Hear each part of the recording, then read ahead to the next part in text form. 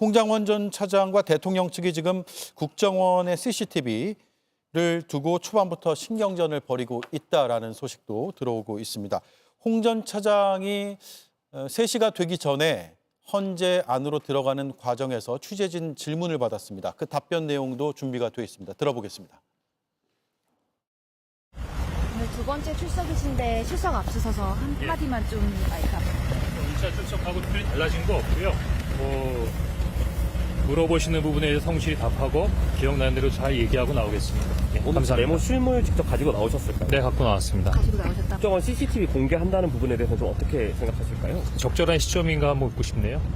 네, 혹시 비상계엄 직전 네. 이재명 대표나 한동훈 대표 연락했던 적 없습니다. 예, 지난 1차 출석 때와 마찬가지로 기억에 의해서 기억을 토대로 진술하겠다라고 입장을 밝혔고요. 메모 실물을 직접 가지고 나왔다고 했습니다. 그 메모는 저희가 JTBC 뉴스룸에서도 인터뷰를 통해서 직접 전해드린 바가 있습니다. 그리고 그 국정원의 CCTV와 관련해서 어떻게 생각을 하는지에 대한 부분에서 적절한 시점인가 한번 묻고 싶네요라는 답을 했는데 이게 어떤 의미로 받아들여지십니까? 정확히 좀 문맥을 좀 읽어야 될 것 같아요.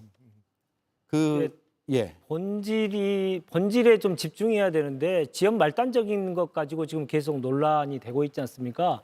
뭐 왼손잡이냐 오른손잡이냐까지 얘기가 나오고 있고 메모가 세 종류냐 네 종류냐 이런 내용이 나오고 있는 상황에서 예. 가장 중요한 핵심은 정치인 체포와 관련된 메모가 체포에 관련된 계획이 있었고 그에 대한 실행이 하려고 하는 시도들이 있었는지가 매우 중요한 건데 그런 것들은 다 빠지고 뭐 다른 지연 말단적인 것들이 계속 나오고 저런 CCTV 얘기까지 나오고 있기 때문에 그러한 시점을 공개하는 시점은 아주 본질적인 내용에 대한 얘기들을 먼저 한 다음에 하는 게 좋지 않겠냐 이런 뜻 아닐까 싶습니다. 예.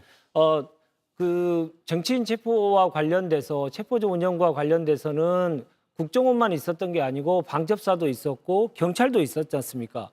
그러면서 특정했던 인물들이 거의 대부분 동일하고 인원수도 14명 이렇게 해서 거의 동일하다가 한동훈 대표가 추가되면서 한 명 더 추가됐다.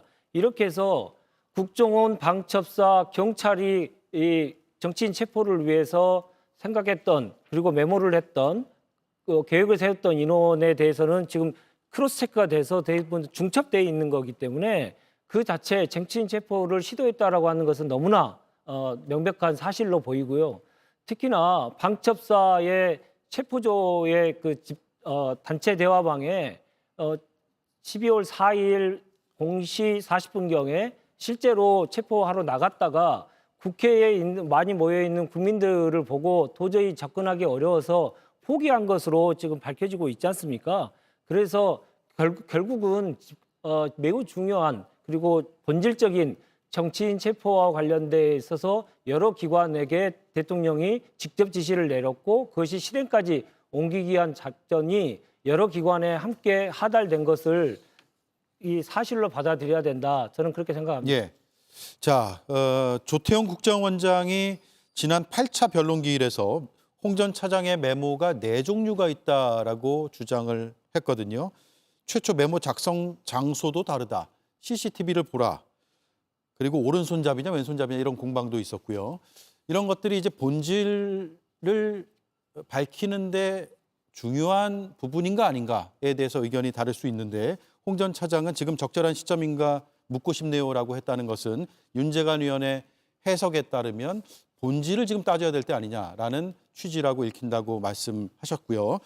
자, 그렇다면 홍 전 차장이 지난주에 저희 JTBC 뉴스룸 또 CBS 라디오에 인터뷰를 했거든요. 그 인터뷰 내용을 들어보면서 홍 전 차장의 이런 그 증언 또 증거 이런 것들에 대한 흔드는 주장들에 대한 반론 들어보시죠. 보좌관이 가져온 종이에 제가 덧해서 기억나는 부분을 몇 개 추가로 메모했다는 거 아닙니까? 그러면 그냥 종이는 3장이죠. 똑같은 내용이죠. 그게 어떻게 네 종류의 메모가 될 수가 있겠습니까? 뭐 본인은 잘 기억이 안 난다. 엄청난 상황이라서 기억할 수 없다. 충격적인 상황이다라고 말씀하시면서 왜 저한테만 AI의 기억력을 요구하시죠? 저도 그 CCTV나 아니면 통화 내역 등의 과학 정보와 기억을 합쳐서 좀 더 정확한 부분에 대해서의 진실을 확인하고 싶습니다. 네, 메모의 종류가 몇 가지인가, 또 메모를 한 장소는 어디인가, 이것이 본질에 벗어난 것이냐 아니면 본질에 부합하는 것이냐, 그 의견을 들어보죠. 먼저 김유정 의원님. 본질에 굉장히 비껴가는 이야기라고 생각합니다. 이것은 마치 지난번에 의원이냐 요원이냐 인원이냐를 따졌던 그 어처구니 없는 그 말장난 같은 논란과 비슷한 거라고 저는 생각하는데요.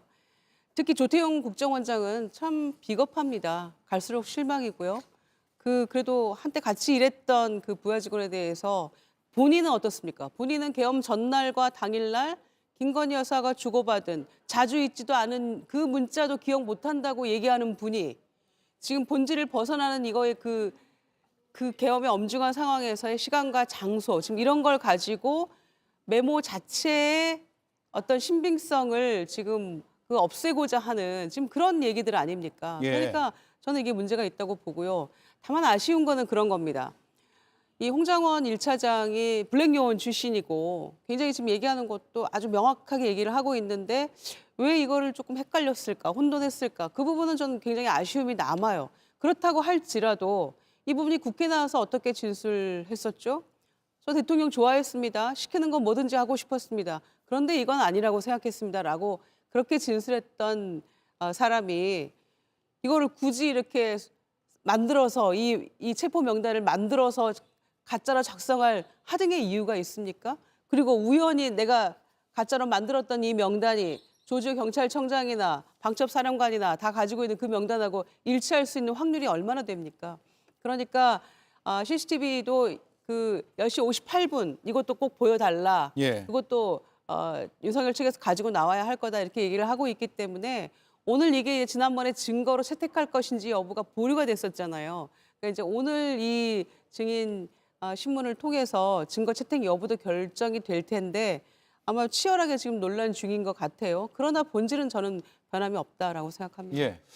저 역시 사안의 본질은 윤석열 대통령이 정치인 체포와 관련한 지시를 했느냐 하지 않았느냐에 있다고 봅니다. 이번 기회에 싹 잡아들여 이 발언을 지금 그 홍장원 차장은 정치인으로 해석해서 적은 거고 반대로 윤석열 대통령 측도 일관성 있게 그거 정치인이 아니라 간첩이었다라고 일관성 있게 얘기하는 거예요. 저는 홍장원 차장의 진술은 계속해서 일관성을 유지했다고 봅니다.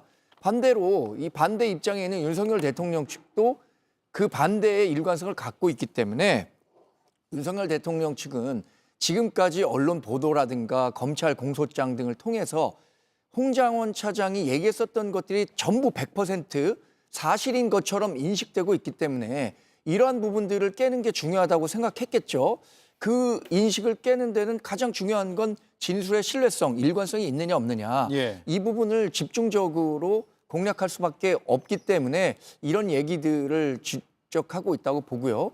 저는 홍장원 전 차장이 지난 그 인터뷰 과정에서도 CCTV 공개해도 좋다라고 얘기했기 때문에 이게 뭐 국가 기밀상에 포함된다고는 하지만 기술적인 그 과정을 거쳐서 보안이 제한적으로 풀린 상태에서 그 시간대별로 홍장원 차장의 동선이라든가 실제 본인의 진술 과정과 얼마나 부합하는지 아닌지 철저히 따져볼 필요가 있다고 생각합니다. 예. 다른 의견은요? 지금 홍장원 전 차장의 진술은 다른 사람도 같은 얘기를 하는 사람이 많이 있습니다. 그러니까 김대우 방첩사 수사단장도 같은 얘기를 하고 있고 경찰 쪽 얘기도 마찬가지고요.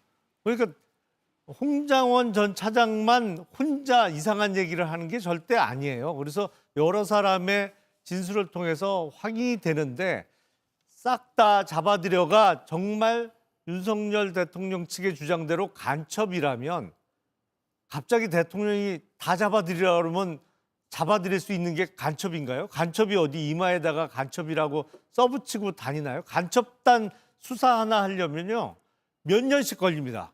그게 준비가 다 돼 있어야 돼요. 적어도 그 주장이 맞다고 입증을 하려면 그 비상계엄 선포 직전이나 얼마 전이라도 간첩단 수사 결과와 관련한 보고를 대통령이 직접 받았었다라는 어떤 증거를 대통령 측에서 내놔야 돼요. 예. 근데 그런 거 전혀 없잖아요. 그러니까 황당한 게 간첩을 싹 잡아들여 말 한마디로 잡아들일 수 있으면 그게 간첩이에요. 그러니까 지금 너무 황당한 얘기를 하는 겁니다. 예. 대통령 측은. 대통령 측에서 지금 신문하면서 이런 질문도 했다고 하네요. 왜 딴지일보라고 적었느냐? 권순일이라는 이름을 왜 2번 적었느냐? 메모를 정서한 보좌관은 한동훈 전 대표의 친구 아니냐? 라면서 출신 고등학교까지 얘기를 했다고 하고요. 홍장원 전 차장은 제 보좌관의 친구까지는 기억을 못한다라고 답을 했다는 소식도 지금 들어오고 있습니다. 한 가지 이 논란과 관련돼서 핵심적인 내용을 좀 짚어야 될 텐데요. 왜 그러면 김영현 장관으로부터 구체적인 체포 명단, 사전에 내란 세력들이 작성했던 주요 정치인 체포 명단을 전달받은 게 이제 조지호 청장도 받았고요.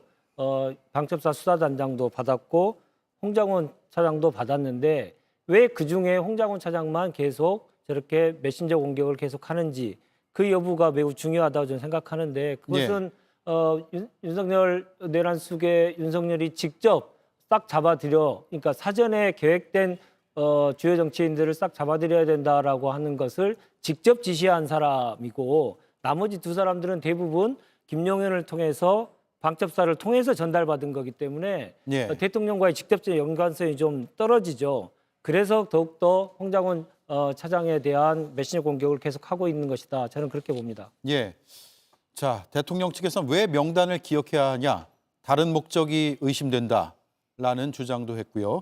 홍장원 전 차장은 방첩사가 체포하려던 명단을 기억하기 위한 것이었다라는 답변도 했다는 소식도 전해드리겠습니다.